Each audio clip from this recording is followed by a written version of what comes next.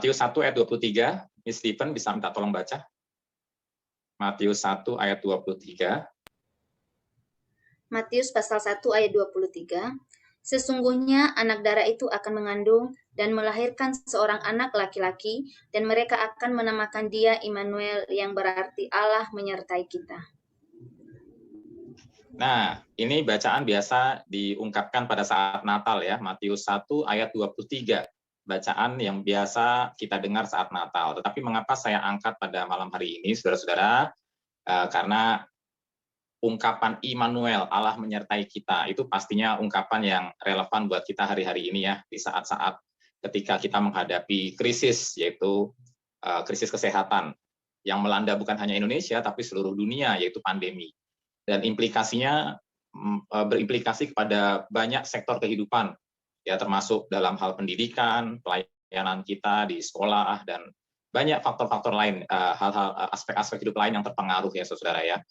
Nah, di dalam semua ini kan tentu kehadiran Tuhan dalam hidup kita tuh kita sangat harapkan menjadi nyata begitu ya. Dan seringkali kalau kita bicara soal kehadiran Tuhan atau Immanuel, pasti kita memikirkan hal-hal yang sesuatu yang tentunya dalam bayangan kita tuh sesuatu yang membawa kebaikan atau sesuatu yang baik menurut pikiran kita. Jadi mendengar kata Immanuel, Allah menyertai kita, ya kita bayangkan pastinya ada keselamatan, ada perlindungan, ada berkat, dan seterusnya, dan seterusnya. Nah, saudara, tapi saya ajak malam ini kita untuk merenungkan ya, konteks ketika ungkapan Immanuel itu hadir. Ya. Matius 1 ayat 23 ini sebetulnya mengutip dari satu bagian firman Tuhan di Perjanjian Lama, yaitu Yesaya 7 ayat 14. Mungkin Bu Lili bisa bacakan Yesaya 7 ayat 14 yang menjadi rujukan dari Matius 1 ayat 23 ya.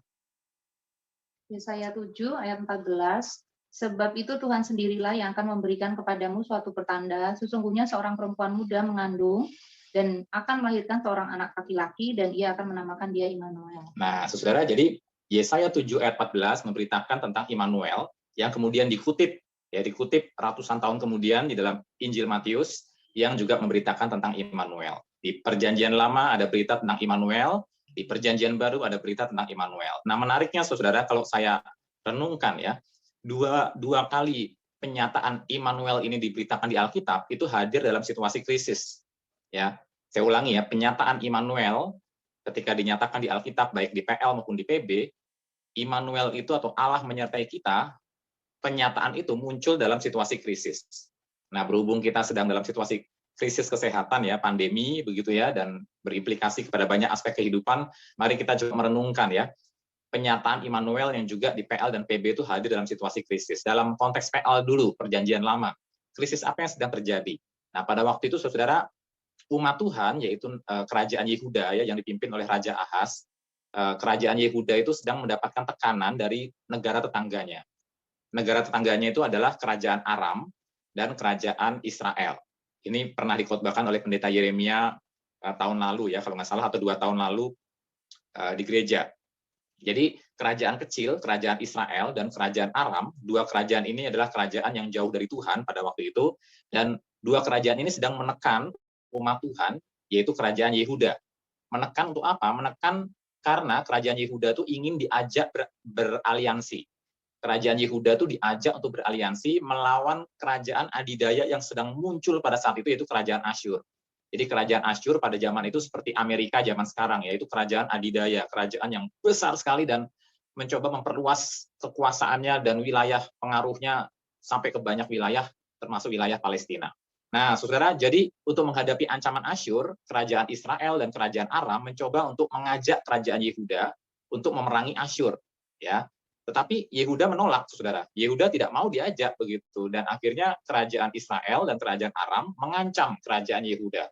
Oh, kamu tidak mau ikut kita ya untuk memerangi Asyur, oke, begitu ya. Jadi akhirnya kerajaan Israel dan kerajaan Aram mengancam kerajaan Yehuda. Jadi ada sebuah krisis di sana, Bapak Ibu, krisis nasional, di mana kerajaan mereka terancam oleh negara tetangga mereka yang juga kecil sebetulnya. Nah, saudara, pada saat itulah firman Tuhan datang lewat Nabi Yesaya dalam Yesaya 7 ayat 14 itu, mengatakan, pokoknya intinya adalah supaya Yehuda, Raja Ahaz, kerajaan Yehuda, jangan mengandalkan manusia. Jangan mengandalkan manusia. Artinya jangan mengandalkan manusia apa? Jangan mengikuti ajakan Israel dan Aram untuk beraliansi, tetapi juga jangan mengandalkan kekuatan Asyur, kerajaan adidaya yang besar itu. Intinya kamu jangan pilih salah satu pihak, jangan pilih Asyur, jangan pilih Israel dan Aram. Kamu andalkan Tuhan saja, Tuhan yang akan menolong. Nah, itu krisis yang dihadapi, dan undangan Tuhan kepada umat Tuhan di dalam kerajaan Yehuda supaya andalkan Tuhan, andalkan Tuhan, andalkan Tuhan. Nah, saudara-saudara, bahkan Nabi itu kasih nubuatan ya.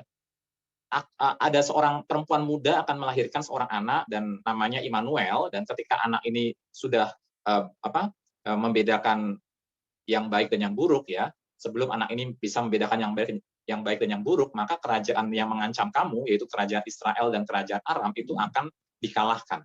Itu janji Tuhan. Tandanya anak ini namanya Immanuel. Nah, saudara-saudara, tetapi kemudian si Ahaz ini, kerajaan Yehuda ini, di tengah-tengah situasi krisis itu, tidak mau mengandalkan Tuhan. Dia lebih memilih untuk berpihak kepada kerajaan Asyur. Dan dia memihak kepada Asyur, akhirnya Asyur betul menghancurkan Israel dan Aram, tetapi akibatnya, karena dia mengandalkan manusia, akhirnya kerajaan Yehuda sendiri dihancur leburkan, dihabisi, dirampok, dijarah oleh Asyur. Jadi itulah akibat karena mengandalkan kekuatan manusia. Mengandalkan Asyur, akhirnya Asyur sendiri yang merampok mereka. Asyur sendiri yang dalam tanda kutip juga merusak kerajaan Yehuda.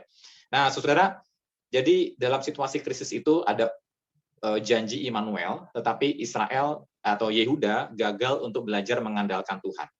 Nah, di Perjanjian Baru, ungkapan Immanuel itu muncul lagi, dan munculnya sama dalam situasi krisis. Krisis apa? Krisis pada waktu itu bangsa Yahudi, orang-orang Yahudi, sedang ada dalam penjajahan Romawi, sedang ada dalam situasi penjajahan bangsa Romawi. Dan mereka menantikan Mesias yang akan membebaskan secara politik kehidupan umat Tuhan dari penjajahan Romawi. Mereka menantikan itu, saudara ya, pembebasan dari penjajahan Romawi. Dan sampai kemudian ya firman Tuhan datang, dan penulis Injil Matius mengatakan bahwa seorang anak darah itu akan melahirkan seorang anak, yaitu Immanuel, yang artinya Allah menyertai kita. Nah, saudara, sekali lagi di Perjanjian Baru, janji Immanuel itu muncul dalam konteks krisis, ya, krisis di mana orang itu berada dalam situasi penjajahan dan ingin merdeka dari penjajahan secara politik dari penjajahan Romawi. Nah, saudara-saudara, tetapi itulah lagi-lagi bangsa orang-orang Yahudi, ya, umat Tuhan, lagi-lagi gagal memahami makna pembebasan dari Sang Immanuel ini, yang ditandai dengan hadirnya Sang Immanuel ini. Mereka selalu fokusnya adalah masalah politik, fokusnya adalah masalah kebebasan secara militer, secara politik. Padahal sebetulnya ternyata Immanuel yang dijanjikan ini akan datang untuk menyelamatkan mereka dari masalah yang sesungguhnya, dari krisis yang sesungguhnya, yaitu krisis relasi mereka dengan Tuhan, yang rusak akibat dosa. Jadi penyelamatan yang sesungguhnya yang akan Tuhan kirimkan adalah penyelamatan untuk mengatasi masalah manusia sesungguhnya, yaitu dosa. Ya, bukan masalah sosial dan militer gitu ya, bukan masalah politik, tapi masalah dosa ini loh, yang akar dari semua permasalahan. Nah, saudara, tapi lagi-lagi umat Tuhan gagal untuk belajar memahami maksud Tuhan. Yang mereka nantikan adalah pertolongan secara fisik. Padahal yang Tuhan ingin hadirkan adalah pertolongan penyelamatan dari masalah rohani, yaitu dosa. Nah, saudara-saudara, dan akhirnya yang kita lihat apa? Lagi-lagi umat Tuhan gagal untuk mengandalkan Tuhan, gagal untuk mengandalkan cara-cara Tuhan untuk menyelesaikan masalah terbesar dalam hidup mereka. Mereka gagal untuk mengandalkan cara-cara Tuhan untuk menyelesaikan krisis dosa yang menjadi akar permasalahan dari semua umat manusia. Nah, saudara-saudara, jadi intinya baik di PL maupun PB, istilah Immanuel muncul dalam konteks krisis, dan umat itu sebetulnya diundang untuk belajar mengandalkan Tuhan, belajar mengandalkan cara-cara Tuhan dalam menyelesaikan setiap krisis yang terjadi atau untuk menjadi solusi dari krisis yang mereka hadapi. Nah, saudara-saudara, karena itu lagu yang di awal kita dengar tadi ya, satu-satunya yang kuandalkan, satu-satunya yang kuharapkan, yaitu hanya Tuhan. Nah, tapi pelajaran apa yang bisa kita pelajari? Saya merenungkan ada 3 poin, saudara ya. Yang poin pertama itu, mari di dalam situasi krisis yang kita hadapi hari-hari ini, kita belajar untuk terus mengandalkan Tuhan, terus mencari Tuhan, terus berdoa, terus belajar untuk berserah kepada Allah. Nah, saudara-saudara, salah satu bentuk berserah kepada Allah selain berdoa, selain mencari wajahnya, tentu tidak membiarkan diri kita jatuh di dalam dosa, mencari jalan pintas misalnya, untuk menyelesaikan krisis-krisis yang kita alami. Jadi krisis ini adalah sebuah kesempatan, tapi juga sebuah tantangan. Tantangan untuk mengandalkan Tuhan di satu sisi, tapi juga tantangan untuk kita kemudian mengandalkan jalan pintas. Contoh Ahaz tadi, Raja Ahaz lebih memilih jalan pintas. Dia lebih memilih untuk mengandalkan Asyur, karena secara kasat mata, Asyur lah yang lebih punya power daripada Allah. Allah tidak kelihatan, tapi Asyur jelas-jelas kelihatan negara adidaya punya kuasa.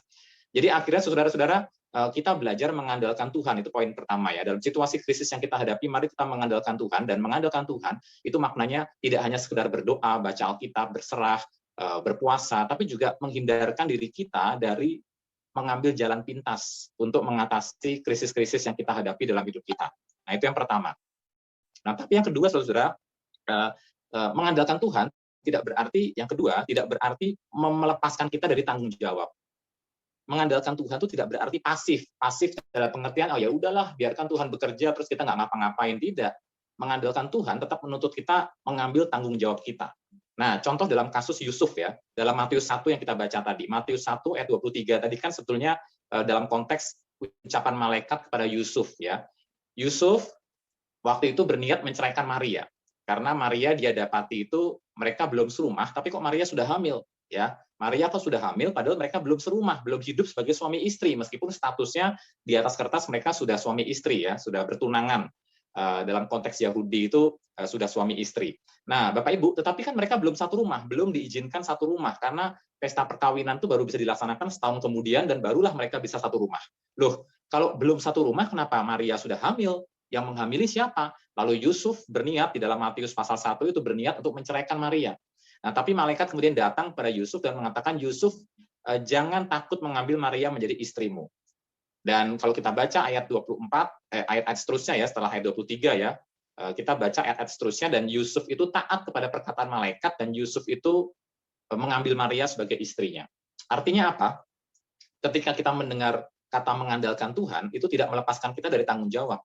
Ya, Yusuf mengambil tanggung jawabnya untuk mengawini Maria, mengambil Maria sebagai istrinya. Dengan resiko apapun, dia mengambil Maria sebagai istrinya. Nah, saudara, jadi ada tanggung jawab yang diambil. Demikian juga kita di masa krisis ini, oke, kita mengandalkan Tuhan. Tapi poin kedua kita, mengandalkan Tuhan tidak melepaskan kita dari tanggung jawab. Dalam konteks guru misalnya ya, semakin kita harus dituntut untuk online ya, untuk misalnya mengajar secara online atau daring, ternyata bukan waktu kita semakin lowong, justru waktu kita semakin sibuk kan. Kita semakin sibuk belajar bagaimana menguasai teknologi lagi, bagaimana kita menguasai perangkat-perangkat elektronik yang tadinya kita gaptek, dituntut untuk tidak gaptek lagi, kita harus ikut webinar sana-sini. Aneh ya, kita work from home malah tambah sibuk gitu. Kita work from home malah waktunya makin terasa kurang gitu, karena yang kita kerjakan tuh makin banyak. Nah, saudara, ada tanggung jawab lebih yang harus kita ambil. Kalau dalam konteks sekolah ya bagaimana orang-orang di sekolah, yayasan, guru-guru harus tetap mengupayakan agar sekolah itu running well, tetap berjalan dengan baik, agar murid-murid tetap terlayani. Kami yang di gereja, kita yang pelayanan di gereja juga harus berpikir keras bagaimana di masa-masa kita harus isolasi mandiri atau mungkin kita harus pembatasan sosial, kita tetap bisa melayani jemaat ibadah daring dari rumah. Jadi banyak hal yang harus kita pikirkan menjadi bagian dari tanggung jawab kita.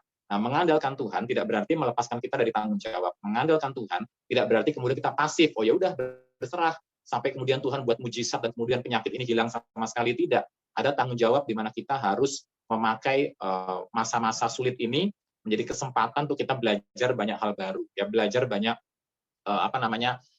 hal-hal yang baru yang dapat membuat kita tetap bisa melayani orang lain, yang membuat kita tetap bisa menjalankan pelayanan kita dan memuliakan nama Tuhan. Nah, poin yang ketiga, Bapak Ibu, salah satu tanggung jawab yang harus kita ambil itu adalah, tetap memberitakan di tengah-tengah masa krisis ini, tetap bersaksi bahwa Yesus Kristus itu adalah solusi bagi krisis yang terbesar dalam hidup manusia, yaitu dosa. Nah, dalam Matius 1 ayat 23 yang kita baca tadi kan berita tentang Immanuel ya. Immanuel itu artinya Allah menyertai kita. Nah, dua ayat sebelumnya, yaitu Matius pasal 21 ya, ada pemberitaan tentang kepada Yusuf bahwa Maria akan melahirkan anak namanya Yesus ya. Dan Yesus itu artinya Yahweh penyelamat, dari kata Yahweh dan Yasa. Ya, Yahweh itu dia adalah, Yasa itu artinya menyelamatkan. Jadi Yesus itu dari kata Yahweh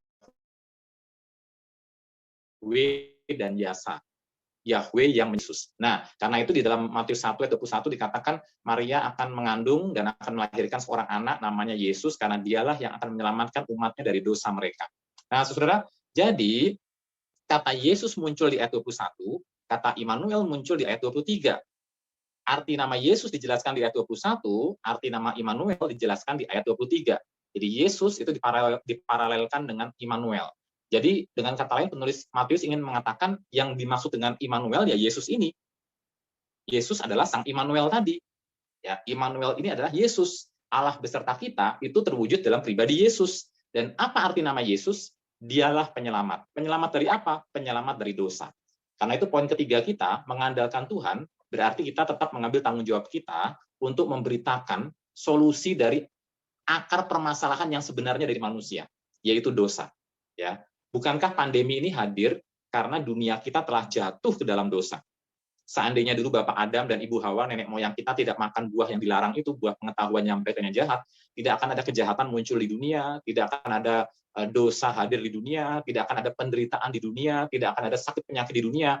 Karena peristiwa kejatuhan dalam Kejadian pasal 3, manusia jatuh dalam dosa, akibatnya dunia tidak lagi menjadi tempat yang ramah dan pandemi ini pun terjadi. Ya, pandemi, sakit penyakit, kematian. Saya dalam minggu ini sudah melayani penguburan dua jemaat, begitu ya saudara-saudara ya. Sehingga kadang-kadang saya jadi agak parno sedikit ya. Setiap kali saya mau buka WA, saya berharap Tuhan tolong jangan ada kedukaan lagi ya. Karena apa? Dalam minggu ini saya sudah menguburkan 2 jemaat. Jadi saya berharap Tuhan tolong jangan ada kedukaan lagi dalam minggu ini. Saudara ya, jadi saya berharap semua jemaat tetap sehat, semua jemaat tetap dilindungi Tuhan. Nah, saudara-saudara, tapi akar permasalahan kita kan bukan di situ sebenarnya, bukan di penyakit dan pandemi ini, tapi akar permasalahan kita adalah dosa, dan solusi dosa adalah Yesus. Karena itu poin ketiga, di masa krisis ini tidak tanggung jawab kita tidak boleh lepas dari kita adalah memberitakan tentang Yesus, tetap mengabarkan tentang Yesus. Kalau dalam konteks sekolah ya, membawa anak didik kita untuk tetap bisa melihat solusi dari masalah yang sesungguhnya yaitu dosa yang bernama Yesus ya. Jadi Yesus ini adalah solusi yang sesungguhnya untuk akar permasalahan yang sesungguhnya yaitu dosa. Nah, saudara-saudara, ini 3 hal yang saya pelajari hanya dari kata Immanuel tadi ya. Jadi Immanuel tadi mengundang kita, ungkapan Allah menyertai kita itu mengundang kita yang pertama untuk mengandalkan Tuhan. Dan yang kedua, mengandalkan Tuhan itu tidak melepaskan kita dari tanggung jawab.